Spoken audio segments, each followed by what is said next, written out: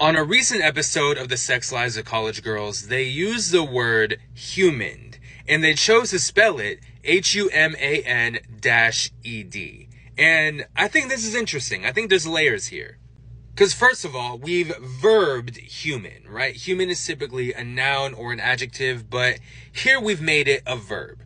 And we need to make this verb past tense. And here we've chosen to do that by attaching a past tense suffix, ed, using a dash. And dashes often signal that something is newer or unfamiliar. And as terms age, as they become more familiar, the dashes tend to fall out, right? We see this with a word like email. It used to be more common to spell email with a dash after the E, but personally, I would never use a dash in email.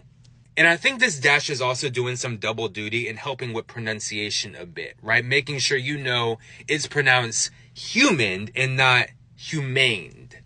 Now, moving on to the actual suffix, we have an E that isn't pronounced, and it typically wouldn't be unless it comes after a T sound or a D sound, right? T or duh, wanted, hounded.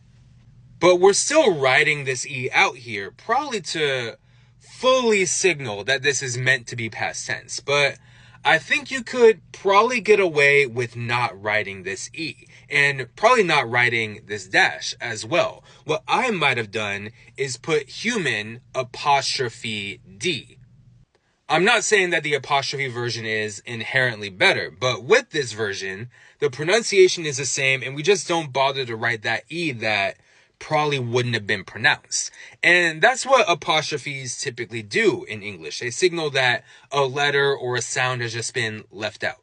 And yeah, that's usually why I keep the subtitles on when I'm watching shows. You really never know what you're going to see.